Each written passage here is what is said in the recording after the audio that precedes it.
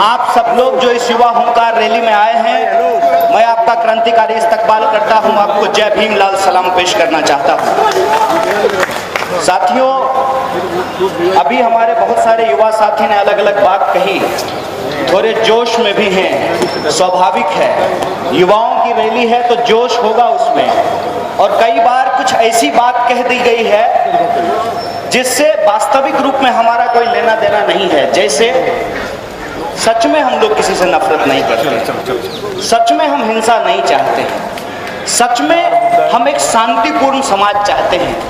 और इस मंच से हम यह बात स्पष्ट कर देना चाहते हैं, क्योंकि यह बात हम लोगों को कहा जाता है कि इस देश के अंदर जो इंशाअल्लाह कहना चाहता है इंशाअल्लाह कहे, जो जय श्री राम कहना चाहता है जय श्री राम कहे, जिसको गुरुद्वारा जाना है वो गुरुद्वारा जाए, जिसको चर्च जाना है चर्च जाए, जिसको जिसकी इबादत, जिसकी पूजा, जिसकी उपासना करना है वो करे।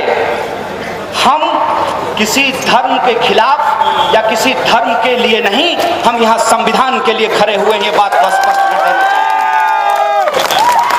इसके साथ साथ एक बात और मैं आप लोगों से साझा करना चाहता हूँ। अभी पिछले दिनों कार्तिक मास बीता है, हम लोग उसको कार्तिक कहते हैं, बहुत शुद्ध बोलने की कोशिश करते हैं तो, और थोड़ा ठेठ हिंदी में बोलते हैं तो कार्तिक बोलते हैं। तो कार्तिक मास में हर मंदिर में रामचरितमानस का पाठ किया जाता है। रामचरितमानस को तुलसीदास जी ने लिखा है। आरएसएस तुलसीदास जी को मानती है, उनको बहुत बड़ा कवि मानती है। तुलसीदास कहते हैं कि ढोल, पशु, गवार, शूद्र और नारी, ये हैं चारण के अधिकारी। मैं तुलसीदास की इस बात से सहमत नहीं हूं और खुला कहता हूं कि इस बात पे मैं तुलसीदास जी का विरोध करता हूं।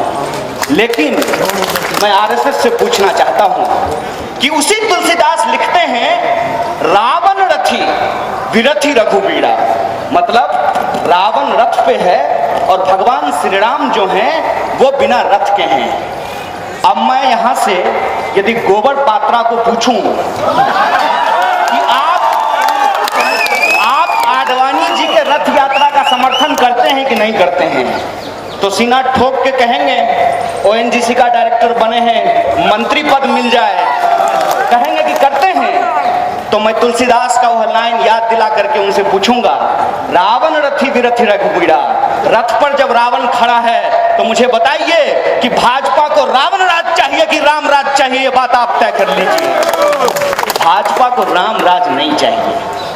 और इसीलिए इस मंच में यह स्पष्टता है कि न किसी धर्म के पक्ष में है, न किसी धर्म के खिलाफ हैं। संविधान खतरे में है, इसीलिए इंसान और संविधान को बचाने के लिए लड़ाई लड़ रहे हैं।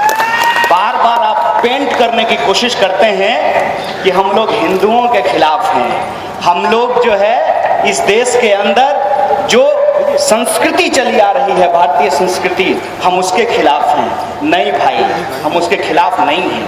हम बस एक बात स्पष्ट करना चाहते हैं कि यदि लड़ाई अल्लाह और राम के बीच में होगी तो जीत नाथूराम की होगी, इस बात को आप लोग समझ लीजिए। इसीलिए चाहे आप कुरान उठा करके पढ़ लीजिए, चाहे आप गीता उठा करके पढ़ लीजिए, आप बाइबल उठा करके पढ़ लीजिए, आप गुरबानी उठा करके पढ़ लीजिए, गुरु ग्रंथ साहब कुछ भी लिखा हुआ है इस देश के अंदर धर्म के नाम पे उसको पढ़ लीजिए।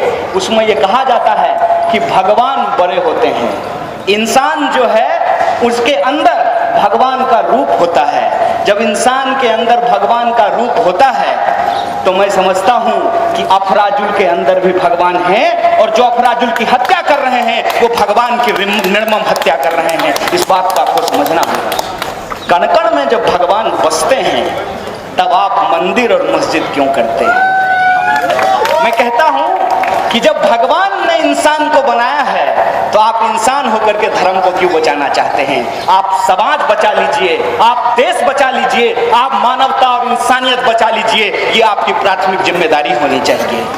अफसोस होता है, अफसोस इस बात का होता है कि आज हमारे देश में शोरगुल क्यों है। और मुझे बिल्कुल कुछ नहीं कहना है, ना आर को कहना है, ना जेड को कहना है। इसलिए नहीं कहना है कि मीडिया की विश्वसनीयता का कम होना ये लोकतंत्र के लिए खतरनाक है। वो तो अपना धंधा कर रहे हैं, उनको तो जिसकी चापलूसी और चाटुकारिता करना है वो कर रहे हैं। लेकिन आप यदि इस मुल्क से प्रेम करते हैं तो आपको ये बात तय करनी होगी कि आपको मीडिया की विश्वसनीयता भी बहाल करनी होगी, क्योंकि मीडिया लोकतंत्र का चौथा स्तंभ होता है। और मैं यहाँ से इस मंच से उन तमाम युवा मीडिया कर्मियों को ये आग्रह प्रस्तुत करता हूँ कि जब आप अपने मैनेजमेंट से लड़िएगा ना, जब आपका मजीठिया आयोग का सिफारिश नहीं लागू किया जाएगा ना, जब छटनी करके आपकी नौकरी निकाली जाएगी ना, उसी नंबर पे फोन कीजिएगा जो नंबर सहला दी है, इसी पार्लियामेंट स्ट्रीट पे आपके लिए संघर्ष करेंगे। यह बात आपको कह देना चाहते हैं और कहना चाहते हैं कि हमारी लड़ाई किसी एक समुदाय के लिए नहीं है, हमारी एक लड़ाई किसी एक लिंग के लिए नहीं है, हमारी लड़ाई समाज के अंदर जो ऊंच नीच है उसके खिलाफ समानता के लिए। इस बात को आप अपने दिमाग में डाल लीजिए। आपको लगता होगा कि इस देश के अंदर वो जो सामने बिल्डिंग बन रही है, वो मजदूर जिसका नाम आपको पता नहीं है, उसका इस देश में कोई योगदान नहीं है, तो आप मुगालते में हैं, आप गलती में हैं। अगर वो मजदूर बिल्डिंग नहीं बनाता तो उस बिल्डिंग में जो एसी कमरा होगा उस पे आप बैठ करके नेशन वांट्स टू नो नहीं कर पाएंगे साहब। और इस बात को आप समझिए कि देश आज कहाँ जा रहा है। एक आदमी है, रिलायंस का मालिक है, अनंत अंबानी, कहता है रिलायंस मेरी जान है, देश मेरी जान है। इस पे कोई प्राइम टाइम करेगा क्या? उसको कहेगा कि अनंत अंबानी बोलो भारत माता की जय, बोलो वंदे मातरम, बोलो हिंदुस्तान हमारी जान है, ये मत बोलो कि रिलायंस हमारी जान है। ये देशद्रोह है कि नहीं है? कहाँ पहुँचे हैं हम यहाँ पहुँचे हैं, यहाँ मुझे मोदी जी से सिंपैथी है कि जिग्नेश मेवानी मोदी जी का मजाक उड़ा सकते हैं, लेकिन जो लोग जिग्नेश मेवानी का मजाक उड़ा रहे हैं वो अनंत अंबानी का मजाक नहीं उड़ा सकते हैं। जितने आर्टिकल लिखे गए उन तमाम आर्टिकलों को रातों रात इंटरनेट से गायब कर दिया गया। ये है कॉरपोरेट की ताकत। मोदी जी, इसीलिए मैं कहता हूं कि आपसे नफरत नहीं है। जब आप कहते हैं कि मैं ओबीसी समुदाय से आता हूं तो मुझे सिंपैथी होती है। जब आप कहते हैं कि मैं चाय बेचने वाले का बेटा हूं तो मुझे सिंपैथी होती है। जब आप कहते हैं कि मेरी माँ लोगों के घरों में जाकर के काम करती थी तो मुझे सिंपैथी होती है। मुझे उन तमाम लोगों से सिंपैथी होती है जो सुबह उठ करके हाफ पैंट पहन करके साल भर डंडा घुमाता है और मंत्री बनने की जब बारी आती है तो 5 करोड़ रुपया लेकर के मंत्री का सीट बेच देता है। मुझे सिंपैथी होती है भाजपा के उन कार्यकर्ताओं से दिन रात पोस्टर लगाते हैं और रातों रात जो है दूसरे पार्टी से आदमी को ला करके मंत्री बना दिया जाता है। अरे भाजपा पार्टी नहीं है, नए ब्रांड का वॉशिंग मशीन है, इधर से डालिए उधर से सदाचारी निकलेगा। कह रहे हैं लालू जी चारा खा गए होंगे। हम इस बात का जांच नहीं करना चाहते हैं, लेकिन हम सिर्फ ये पूछना चाहते हैं सरकार से कि यदि लालू जी आपको समर्थन कर देते तब वो चारा चोर होते कि सदाचारी होते? मैं ये सवाल आपसे पूछूं, इसका जवाब है आपके पास। सुखराम का बेटा आपकी पार्टी में, उधर जो वो शारदा स्कैम किया था, क्या नाम था उसका, मुकुल राय आपकी पार्टी में, जो 282 MP है इनका। लिखिएगा भाई साहब, अगर आप में हिम्मत होगा, और नहीं होगा ना तो आ जाइए हमारे साथ मंच पे, हमारे साथ आ जाइए। 109 MP ऐसा है जिसके ऊपर बलात्कार, हत्या जैसे संगीन मामले चल रहे हैं। इसी बगल में है लोकसभा। लोकसभा में पहुंचना आसान नहीं है, क्योंकि लोकसभा में पहुंचने के लिए जिस लोकतंत्र ने हमको ताकत दी थी उस लोकतंत्र को ही कमजोर किया जा रहा है। इसीलिए मैं कहता हूं कि मोदी जी, जब आपके पीठ पे रिलायंस का हाथ होगा ना तब लोकतंत्र मजबूत नहीं होगा, कॉर्पोरेट मजबूत होगा। इस बात को आप दिमाग में डाल लीजिए। तब इस देश में लोग आपका मजाक उड़ा सकता है लेकिन अनंत अंबानी का मजाक नहीं उड़ा सकता है। और कितना प्रेम था भाई, नेताजी जोर जोर से ताली बजा रही थी हैं? मतलब आपकी माँ यदि अपने बच्चों से प्रेम करती है तो वो प्रेम है, और राधिका वेमुला यदि रोहित वेमुला से प्रेम करती है तो वो प्रेम नहीं है, वो जातिवाद है। नजीब की माँ अगर कहती है कि मेरे बेटे को ढूंढ करके ला दो, तो आप कहते हैं कि आप सरकार पे बिला वजह सवाल खड़ा करते हैं। जब चंद्रशेखर के लिए हम यहाँ जमा हुए हैं तो आप कहते हैं कि हम राजनीति चमकाते हैं, और हमारा राजनीति फ्लॉप करने के लिए देखिए वो महिला पत्रकार जो है खाली कुर्सी के पास जाकर के खड़ी हो गई हैं। तो मैडम जी सुन लीजिए थोड़ा सा ध्यान से। हम हैं किसान का बेटा, और यहाँ बैठा है किसान का नेता अखिल गोगोई। हमारी पास भीड़ नहीं है, मैं कह देता हूँ स्पष्ट करके, हमारे पास भीड़ नहीं है। भीड़ जो है उनकी रैलियों में होता है, हमारी रैलियों में जिंदा इंसान आए हैं, इस बात को आप जानना चाहिए। जब मैं किसान का बेटा हूँ तो मुझे किसानी आती है, और किसान के बारे में एक बात जान लीजिएगा, कभी मौका मिले तो प्राइम टीवी पर चला लीजिएगा, कि किसान जब बीज लेकर के खेतों में जाता है तो झोली में बीज लेकर के जाता है, मुट्ठी में बीज लेकर के जाता है, और वही बीज जब खेतों में बोई जाती है तो फसल लहलहाती है। आपसे वादा करते हैं, हमारी राजनीति इस देश के अंदर लोकतंत्र को बचाने की लड़ाई है, जो शोषित है। सही कहा है भीम आर्मी के उस साथी विनय ने कि हमारी जात शोषितों की जात है, और इस देश के अंदर जितने भी दबे कुचले लोग हैं उनकी आवाज को उठाना ये हमारी प्राथमिक जिम्मेदारी है। आपके टैक्स के पैसे से पढ़े हैं, आपका सवाल यदि नहीं उठाएंगे तो ये सबसे बड़ी बेईमानी और सबसे बड़ा देशद्रोह है, ये सवाल हम समझते हैं। इसीलिए आपके सवाल को उठाने का जो हमने बीड़ा उठाया है, इसमें हम सिर्फ एक बात कह देना चाहते हैं, ना केहू से दोस्ती, ना केहू से बैर।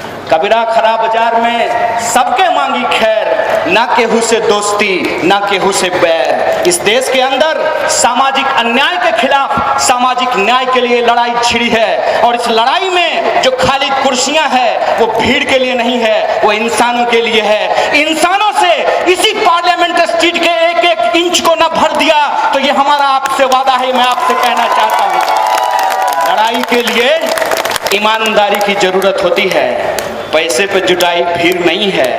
एक दूसरे लोग यहाँ जो मंच पे खड़े हुए हैं, कोई राजनीतिक एमपी एमएलए बनने का सपना नहीं है। इस बात के लिए दोस्ती बनी है कि तुम हमारे घर आओ जब हम मुश्किल में हैं, हम तुम्हारे घर आएंगे जब तुम मुश्किल में हो, और ये चट्टानी एकता से हम इस देश को बचाना चाहते हैं। इसीलिए आप तमाम लोगों से एक बात का अपील करना चाहते हैं कि गुस्सा कितना भी हो आपके अंदर, तकलीफ कितनी भी हो जाए आपको, लेकिन उनके ट्रैप में नहीं फंसना है।